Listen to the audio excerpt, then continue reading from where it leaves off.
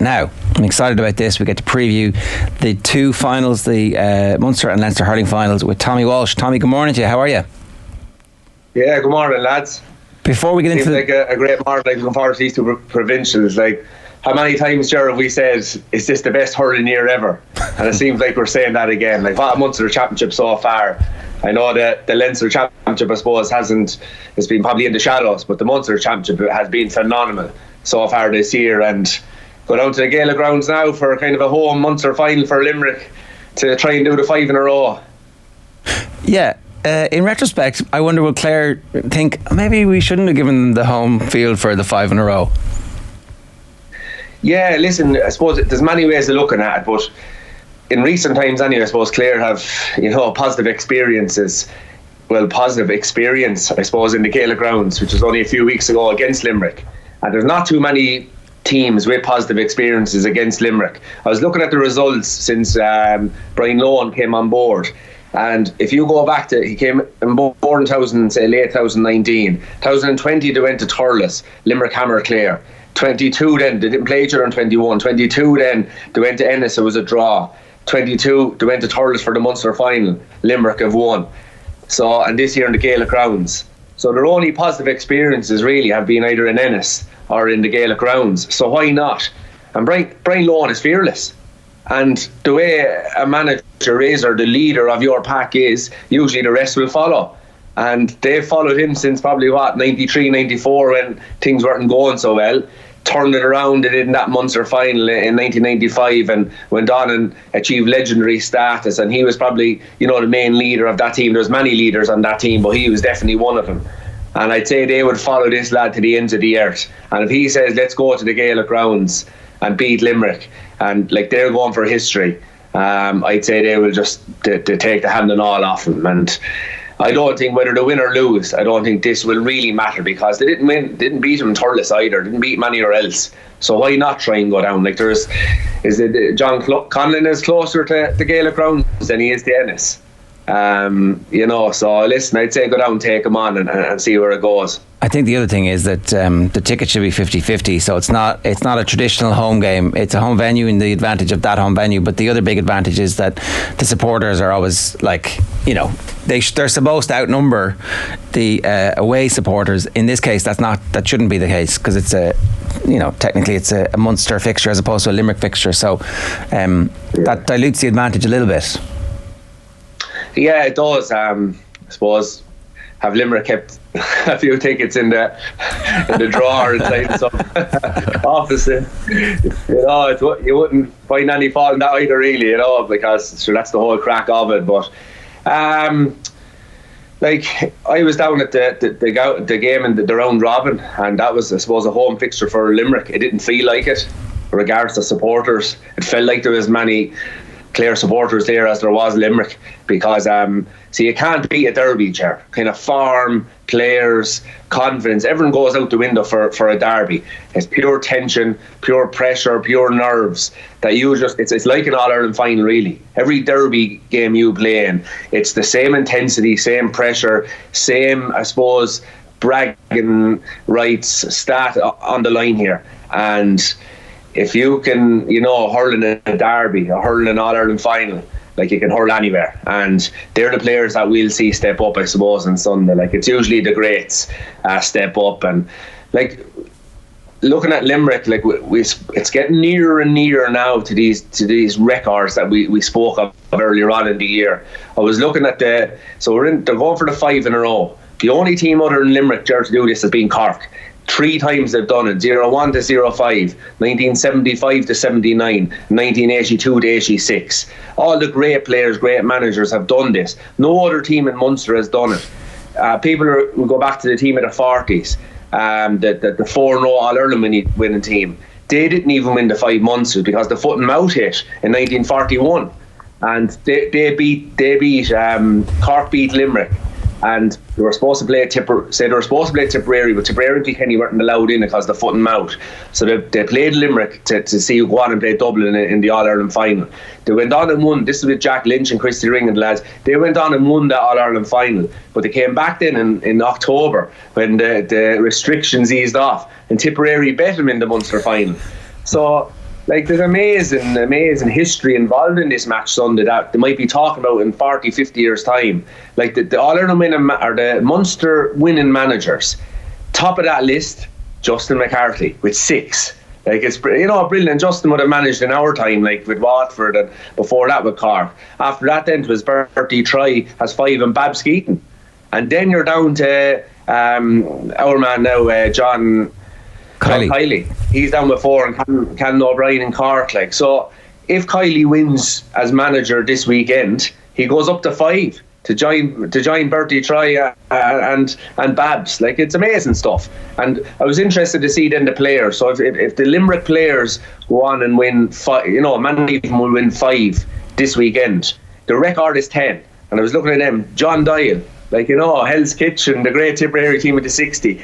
He is 10. Jimmy Barry Murphy is 10. These are legendary hurlers that speak of in different eras, different decades. Down then you have 9, you have Christy Ring, Jimmy Doyle, Charlie McCarthy, the great Charlie McCarthy, Gerald McCarthy, Ray Cummins, Johnny Crowley, and then 3 lads are on 8 with Donny Neal and Tom Casham and Dermot Curran. So, like, if these lads win 5, they're suddenly closer again to these amazing numbers. And and Clare are going to go down to that backyard, and they're probably the best equipped team to take them on at this present time, Ger.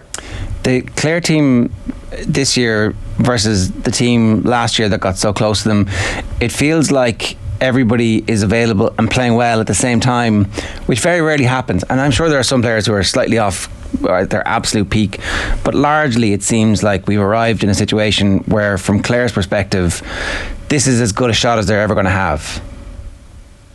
It is, because to beat kind of the champions like this, you need good forwards, and this Clare team has good forwards. You have Shane O'Donnell, you have Rogers, you have the great Tony Kelly, obviously Peter Duggan. So Dave Fitzgerald, to Mark Kyle Hayes, they have the forwards to take on this Limerick team. And we spoke about before the championship started.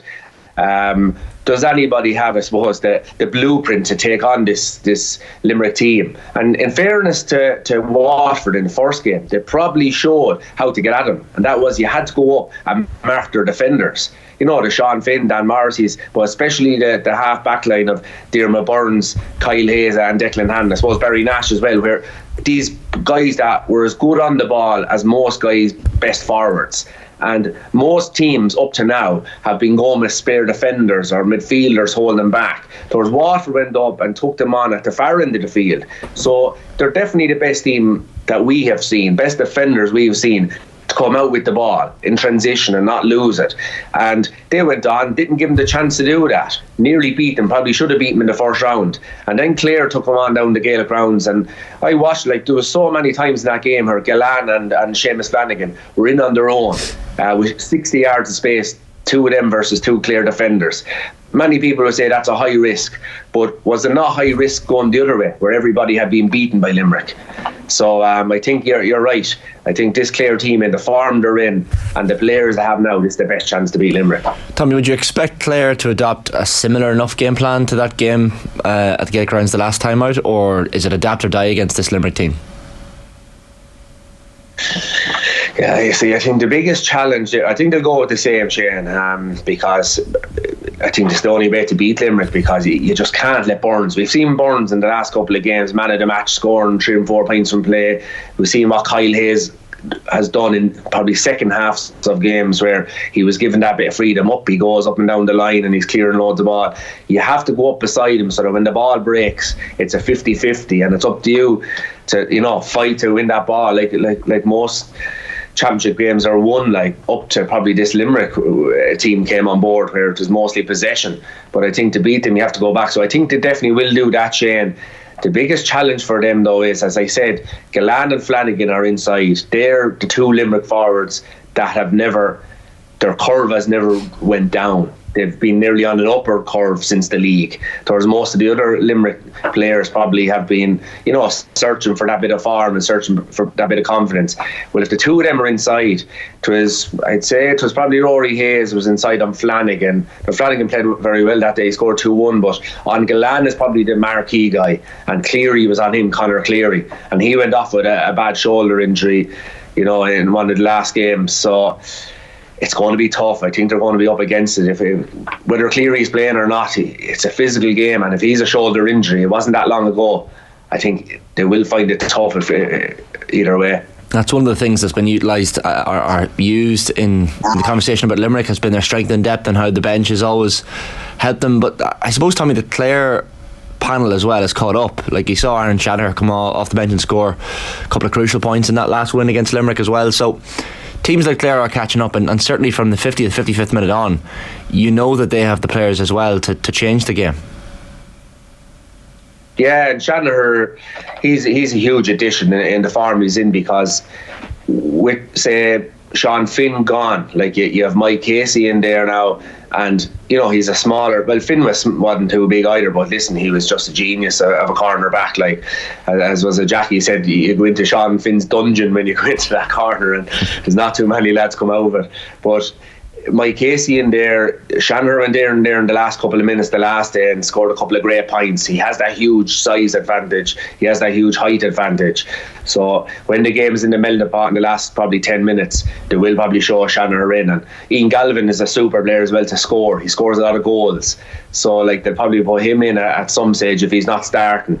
He probably will start, but he's inside and he's a danger man too. So yeah, absolutely. I think Clare have the panel now to go on and cause serious troubles for Limerick. Serious troubles, but maybe not win, from the sounds of what you're saying. Yeah, no, I don't think so. I think the Cleary one is what changes it for me. I just feel Limerick, since the league, like if you go back and remember their form in the league, like it was like Ray Keane and Turin versus Juventus. They were just in the flow, this magical flow. We've all had these games. They don't happen too many times in your career or over that long a period where no matter where you go, the ball just follows you, Ger. And you cannot explain it with things you've done in training or fitness. It's just games happen where the ball follows you. You could be down in your hunkers looking up waiting for a break. Next minute the ball comes in, you just catch it.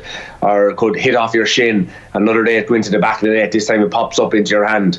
In this league, I felt Limerick, because if you go through individually their players, there weren't too many of them playing 9 out of 10 or 10 out of 10, but the team as a group were just in the flow, where they were beating everybody really, really, easily, probably in the end, playing around with the ball. And since then, their players have been, I felt, just searching for form, where they had to work for it and wasn't really happening. Like, you look at their great players of Keane Lynch, Gerard Hegarty, like, just couldn't really get into the game. And but the last day against Cork, I just felt it turned the probably corner. That was a Cork team. Like, we've seen, they won 3 under 21 All-Irelands now about 4 years. Cork are on, even out of Munster, they're still, their people are happy with how the direction the team and the squad is going. And they played very well last week, but Limerick also, they were able to beat him and start finding a bit of form. Hegarty start finding a bit of form. Keane Lynch, although he only came on, he won a few vital possessions in the last 4 or 5 minutes. And I think with them players come back into form, with the history that's on the line, with the derby type nature of the game, with what happened there a couple of weeks ago in the Gaelic grounds, I just think there'll be no mad Al Pacino type speeches needed in the dressing room. I'd say you could just let them boys into it and on they'll go. So I think it'll be tight, but I just think Conor Cleary, that injury is what shades it for me. The physicality of this Limerick team as well, Tommy, like, there was some very interesting comments from John Kiley this week as well. He was saying the narrative around Limerick being a physical team is a load of nonsense. He was saying, how is that measured? What do? You're 80 pounds heavier a team. What is it like? I don't see any measurement that would stack up. He was kind of saying that there's this perception that maybe just because the Limerick team are taller than other teams, that's what it is. Do you think Limerick are more physical and more of a physical presence than other teams? Yeah, no, well, say naturally, yes, but regards mentality, no, because they are absolutely, and they play on the edge or wherever the edge may be, I don't mind, but they go for every ball with very, little fear of if someone's in the way, that's just what happens, and I just think because they're champions, that's where the scrutiny is. Like I've said here and said before, the teams coming up against Limerick, they're probably even more physical, playing more on the edge, but nobody notices because and no one picks out the instance where there's a late tackle or a late pull, because no one ever does for the underdogs. And Limerick are the favourites, they're the champions, they're the team everyone wants to take down. So all the scrutiny is on when an incident happens when they're involved. But when Tipperary took them on, they were unbelievable physical and they unbelievably played in the edge. When Clare took them on down the Gaelic grounds, it was incredible to watch the games and not looking at television cameras. So if the shoe had to be an underfoot, we'd be saying, you'd be taking into consideration the other teams. Are they playing on the edge? Are they over physical? So I would agree 100% with John Kiley. I see 99% of the time them Limerick players, they go for that ball as if their lives depend on it, with the ball only. And hurling is such a fast game. A sidestep here or a mistimed tackle here, it looks terrible. But there's so many cameras at games, Shane. It's unbelievable. You pick up every mistake, and that's the way hurling is. Like a shoulder to shoulder, people want the shoulder to shoulder. That, in my view, that can't happen anymore, because you miss time in 1 second, you're gone. It's a shoulder into the chest or the head or some way aside, and then players are going down now because, like, at one stage of forward, right, a back comes in and is being physical on him, Shane. He's never pulled on that, really. Pulling the jersey or dragging him down to the ground or giving him a little dig, not to hurt him, ratting like that, but just. And a forward one time could defend himself. Give it back to the defender. But now if he does that, some camera will pick him up, or a linesman or an umpire will get a red card. So that's why you're now seeing forwards going down that bit more, because they've no other choice, and they're going down to draw attention from the referee to the incident. But no, I agree 100% with John Kiley. But they definitely have a huge size advantage. Like, sure, there's 4 or 5 of them 6'5", and there's probably 10 or 11 of them over 6'1". Yeah, that helps. Like, to give you one. That helps. That helps. Like, I didn't mark Wally Welch too many times, Walter from Kilkenny, but say a couple of times I marked him in training. Like, the only way to get the ball off Walter was to get the ball before he does. I heard Paul Murphy even referencing it during the week with the great players, Joe Hannings, Teacher Reeds. But with Walter Welch, if you didn't get the ball first, like, you're in trouble, because Walter is 6'5", and he just either fling you out of the way or go around you, or he had many different ways. And Limerick have 4 or 5 of them at Walter Welch, so they have a huge advantage with their natural size. You look like you're in the Limerick panel yourself, Tommy, this morning with that jacket. That's me. Go to Adidas jacket. Have it about 10 years at this time, retro. The last thing about this, right? So the game finished a draw in normal time, and Limerick won it last year, and it seemed to take a fair bit out of Clare, because we didn't see them do justice to themselves. Obviously they beat Wexford the next day out, and then they didn't do justice to themselves against Kilkenny in the All-Ireland semi-final. It was a brilliant performance by Kilkenny, so it's hard to know what exactly happened, but it felt a little bit like Limerick broke their soul in the game last year. How do the losers of this game make sure that they're still contenders in the All-Ireland series and that they don't suffer the same fate? Is there any way of preparing for that or preventing it? I don't think so. And even on the greater, wider scale, Ger, there's a lot of commentary around Leinster have it, the advantage going into the All-Ireland series, that they're fresh going into it. But let's go back to the 18-19 when the round robin started. Munster teams, or Munster finalists in most cases, have won the All-Ireland final. Whether that was Limerick, whether that was Tipperary and 19. So the Munster champions, Munster finalists, and I think once was in 2018 when Limerick they only came third place. But the Munster team has won the All-Ireland final every year since this round robin. So it doesn't stack up. But I hear what you're saying. Your most recent memory is last year, and that's how badly, I suppose, Clare performed after such a thrilling Munster final. But I've always said the hardest game that you've played is after you play out of your skin and lose, or even play out of your skin and draw. And they played, some of the best hurling that was ever played in Munster Championship in the Munster final last year. Like, they scored a sideline to draw the game from inside the 21. Like, there was magical stuff going on in Thurles last. It was a Sunday. Was it last year? Anyway, it was in Thurles. It was at the game, but it was a magical day to be part of. So they had all these guys, Ger, clapping them on the back, telling them they're great lads, but they lost. And like, winning trophies is where you can talk about performing till the cows come home. It's all about winning trophies, and it is for that ultimate satisfaction. Because yes, I played well, but we lost. Right, you feel halfway good that you performed and you didn't leave your form in the dressing room. You played with great heart. But the true satisfaction comes when you go home as champions. And like, you know, Clare, like this Clare team, they haven't felt that way probably in a long time. Now, I think the minor win last weekend will give the county a lot of hope and even take a bit of pressure off this team this weekend, because it means the future is bright. But this team won the All-Ireland in 2013. The one was it 4 under-21 All-Irelands. It was a 3 in a row, and it felt like they were going to go on and dominate the landscape. But they didn't even, you know, get back to Croke Park for huge, you know, a large number of years, and they haven't won a Munster Championship. And for Clare, I feel the Munster Championship means so much because, you know, they've won so few of them. Like when they won the All-Ireland, players, especially Shawnee McMahon is one I really remember. He felt the Munster Championship victory was what meant most, and probably was, you know, is the one he really dreamt of all his life. Probably never dreamt of winning All Ireland. So these Clare players, young players, they grow up dreaming of winning Munsters, and they haven't won one yet. So I think it is really important for them. For Clare especially, I think Limerick will recover no problem, but I think for Clare especially, I think it's a big one to win. Okay, let's talk a bit about Galway and Kilkenny before we wrap up here.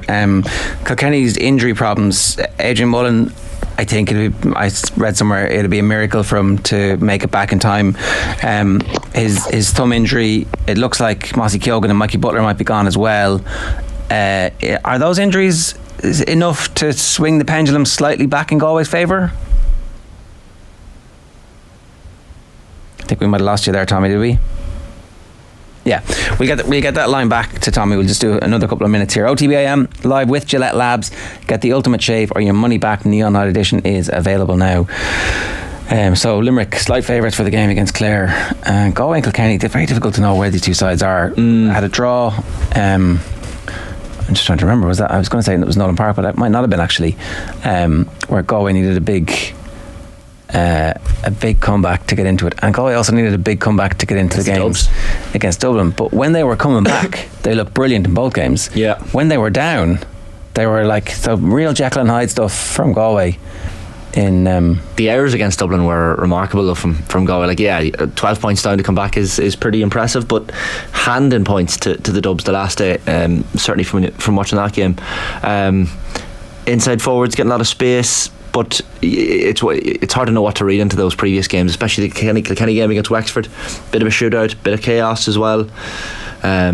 Certainly the injuries will play some sort of role. Adrian Mullen being out is a big one, big loss for Kilkenny, but that's a fascinating match, and it's the second game as well. So kind of the Munster final usually would be the second game, would it? It's at 1:45 and then 4 o'clock for the other one in Croker. So the appetite will at least be whetted across the afternoon. Clare, every bit as physical as Limerick, says James Coughlin, or Colin, depending on what part of the country you're in.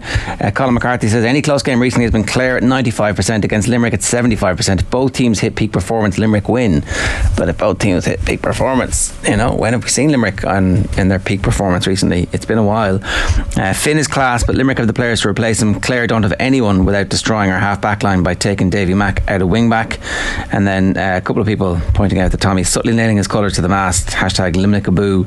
Tommy wearing his Limerick colours, says David Valley, and Colin McCarthy in this morning. So even when you are perfect, it's tough to beat Limerick. Wasn't it Sarah Donovan was on with us after the Cork Limerick match, and she was saying like Cork hit 11 shots in the first 20 minutes of that match, scored 11 points. The scoring accuracy was ridiculous, and yet still lost the game by a point. So you can be near perfect against Limerick and still lose. Yeah, and like they're an all-time great team, so that is the crack. That's what you need to do. If you're going to see it through, like you are going to have to beat one of the all-time great teams. We on the phone? Yeah, okay. No, 2 more minutes. It is a like when you look at Clare not having won a Munster since '98, though. Like there's more on the line for them. As Tommy said there, as long as you're in the Munster final, you have been in a contender for the All-Ireland in previous years. So Clare will just want to win one of those Munster titles. Like this Clare squad have to, at some point. Like winning the All-Ireland is great in 2013, but this Clare squad, I mean, it's been building blocks. And the job they've done in recent years, they've been probably the closest team traditionally and most consistently with Limerick as well. We've got Tommy back on the phone. Tommy, we were talking about the injuries that Kilkenny have suffered, maybe swinging the pendulum back to Galway. Is that fair? Yeah, I fully agree with that, Ger. 100% on the money. Like, great hopes for this Kilkenny team. Like, I just felt they had the forwards. They were putting up huge, big scores. Even go back to the Wexford game when they lost the 3 lads, they still scored 5 goals. But they're now missing Adrian Mullen, who for me is probably the number 1 Kilkenny player for the last year or two. Like, watch him last year for club and county. He was 9 out of 10 in most games. He was just physically, he's at his peak. Hurling, like, there's so many of the Mullins brothers. He's a younger brother, he's only about 15. He's unbelievable as well, Jake Mullen, but it's just in their genes. And he's gone. Like, it looks like a season-ending injury with his hand. Then Mossy Keown and Mikey Butler. Like, Mossy was one of the farm county hurlers for Kilkenny for the last couple of weeks. He's been outstanding since the Leinster round robin began. Mikey Butler, like, he marked Tony Kelly in last year's All-Ireland semi-final. He was brilliant in the All-Ireland final. Like, he kept Sean Finn out of, Sean Finn in brilliant form was kept out of the cornerback in the All-Star team only because of the sheer excellence of Mikey. And even against Galway last year, I'm nearly sure he took up Cathal Mannion. So, like, if definitely Mullen is out, but if the 2 lads are out as well, it's just a serious dent. 3 out of 15, like a fifth of the team, and they're 3 of their best players in the form of their lives. So I definitely think it swings in Galway's favour. But this Kilkenny team, like, they're going for 4 in a row themselves. For Galway, like, in all their dominance underage levels, like, even since the great Kilkenny team that was all conquering, they finished around, say, 0-14. Most of them are gone. So they've only won 3 Leinster since 2009. We talk about All-Ireland, but this team, Galway, they've only won 3 Leinster, so they're not easy to win. They won 0-12, 17 and 18, then with Micheál O'Donoghue. So it is time that they won another Leinster championship because they have the players. Losing the form for them at the moment, say Dahi Burke seems to be, really after growing into that centre back role, which has shown me that goal he scored against Dublin the last year. He just wandered up the field like he does, I suppose, with the footballers. But I seen him against Wexford around the year. He's doing that kind of the whole time, so he needs to be tracked. And up front, Concon and Nyland, they're the new guys. So it'll probably depend on the form of Conor Cooney and Conor Whelan.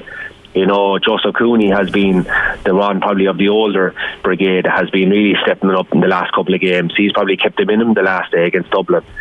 So I think it'll depend on the form of their players that are there probably 7 or 8 or 9 years. I think the young fellas will perform. Have you seen a team be as inconsistent as Galway at some stage in the season, put it all together and go on a run? I suppose what I'm wondering here, is it possible that they can get that, whatever that kink is, out of their system? Yeah, well, a match is played over 70 minutes, so I presume the inconsistency you speak of is during games. Against Kilkenny, I suppose, in all the part they went down by so much but still came back. So I would say, from a Galway point of view, this Galway team is probably doing what other Galway teams haven't been able to do, and that is stay in the game, every game, until probably the last couple of minutes. Like, one time when you're playing Galway, one day you go out and they could beat you by 5 or 10 points. Another day, if you were beating them by 5 points, you'd end up beating them by 10 points. Towards this Galway team, and I had a communion or a christening for the last round of games that Sunday, so I was watching the games on television. But that when Dublin went, I'd say, was 10 points ahead. I just said to a couple of lads in the sitting room, I said, watch this, since Henry took over this Galway team, they don't give up. They're always still there. And that's not just an attitude on the day. That's through sheer hard work for the previous 6 or 8 months that gives you the confidence to perform and the fitness levels to perform for 70 full minutes. And with that, they went 12 points up Dublin early in the second half. And I said to the lads, I guarantee it'll be only a puck of a ball in at the end. And lo and behold, we've seen what happened. They came back and drew the game, probably should have won it. So I think it is in this Galway team to stay in games. And that's what gives them a chance.